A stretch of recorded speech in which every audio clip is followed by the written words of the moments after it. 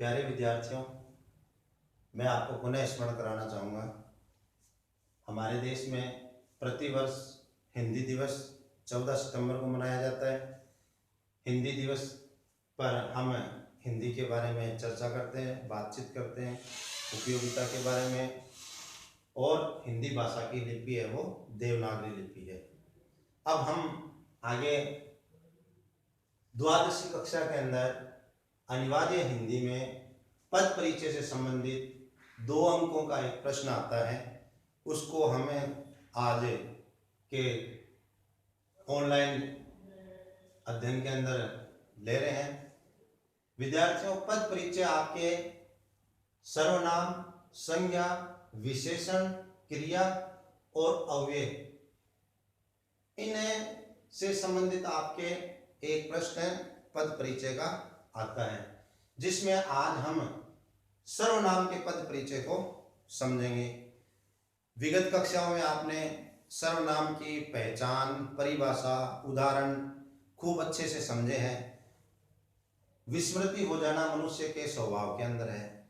मैं आपको पुनः आपको जानकारी है, बहुत अच्छी बात है, परंतु जब आज आपको सर्वनाम का पद परिचय समझा रहा हूं तो सर्वनाम क्या है उसके बारे में भी पहले अपने एक बार पुनरावृत्ति कर लेंगे, दोहरान हो जाएगा।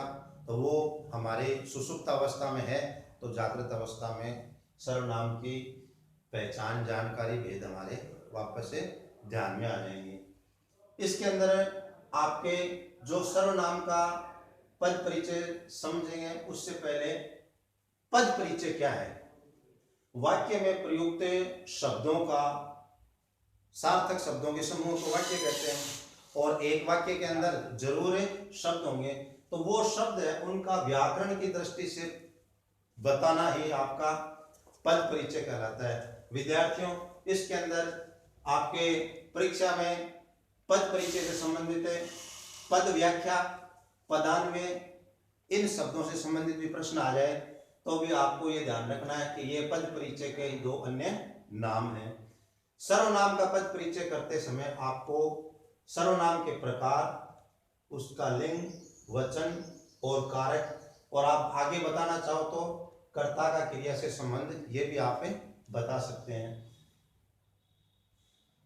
इस प्रकार से आपको उसकी पहचान करनी है। परीक्षा में आपको 2 ही बिंदु पद परिचय के पूछे जाते हैं। आपको इन चारों में से जो भी आपको पहचान अच्छी तरह से हो जाए उसको हमें समझ लेंगे। संज्ञा के स्थान पर काम आने वाले शब्दों को सर्वनाम कहते हैं। विगत कक्षा में हम पढ़ते हुए आए हैं, अर्थात सभी का नाम है वो सर्वनाम है। जैसे मान लो मोहन बाजार जाता है, तो इसके अंदर मोहन शब्द संज्ञा आ गया, परंतु आगे यदि इस वाक्य के बारे में और कुछ समझाना चाहे तो हम लिख देंगे वह वहां पर पढ़ता है। यानी मोहन की जगह पर हमने वह शब्द का प्रयोग कर लिया तो पुनरावृत्ति नहीं हुई। सर्वनाम के भेद है वो मुख्य रूप से 6 माने गए हैं। प्रश्नवाचक सर्वनाम, पुरुषवाचक सर्वनाम, निश्चयवाचक सर्वनाम, अनिश्चयवाचक सर्वनाम, निजवाचक सर्वनाम और संबंधवाचक सर्वनाम। इसको आप प्रश्न, पुरुष, निश्चय, अनिश्चय, निज, संबंध, इस प्रकार से भी याद रख सकते हैं। प्रश्नवाचक सर्वनाम में विद्यार्थियों आपको कौन, कहां और क्या, ये शब्द आपको मिलेंगे। आप समझ सकते हैं प्रश्नवाचक सर्वनाम का यह वाक्य है। जैसे आप किसी से पूछते हैं, पहली बार मिलते हैं, आपका शुभ नाम क्या है। प्रश्नवाचक सर्वनाम में आपको प्रश्नवाचक चिन्ह भी लगा हुआ मिल जाएगा।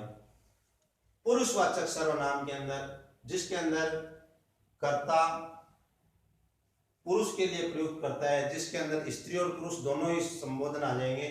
यह, मैं, तुम्हारा। जैसे मैं रीट की तैयारी करता हूं, तो ये आपका पुरुषवाचक सर्वनाम हो गया। तीसरा भेद आता है निश्चयवाचक सर्वनाम का। निश्चयवाचक सर्वनाम में यह, वे, ये, वह, ये शब्द आपको मिलेंगे। जैसे मान लो मैं कहूं कि यह पेन मेरा है, निश्चितता का भाव हो गया। यह विद्यालय विद्या भारती का है, तो ये निश्चितता हो गई। जैसे यह पेन मेरा है, स्पष्ट हो गया आपके। चौथा भेद आता है विद्यार्थियों सर्वनाम का अनिश्चयवाचक सर्वनाम, जिसके अंदर निश्चितता का भाव नहीं हो। जैसे उसके अंदर वाक्य में यदि आपको कुछ मिले, कुछ, कोई, किसी को, किसी ने, तो आप समझेंगे कि यह अनिश्चयवाचक सर्वनाम है।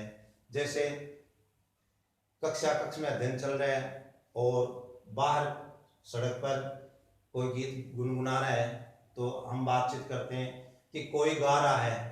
अब बालक गा रहा है, वयस्क गा रहा है, कौन गा रहा है, निश्चितता नहीं है। ठीक है, तो अनिश्चितता का भाव हो गया।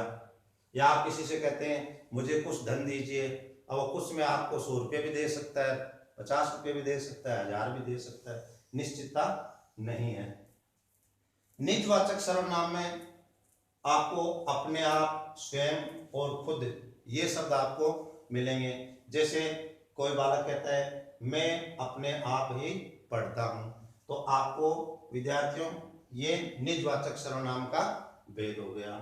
अंतिम सर्वनाम का छठा भेद है भैया संबंधवाचक सर्वनाम। इसके अंदर दो वाक्य, संबंध का मतलब जोड़ना, दो वाक्य को संयोजन करता है, जिसके अंदर जो और जितना ऐसे शब्द भी इसके अंदर मिलेंगे।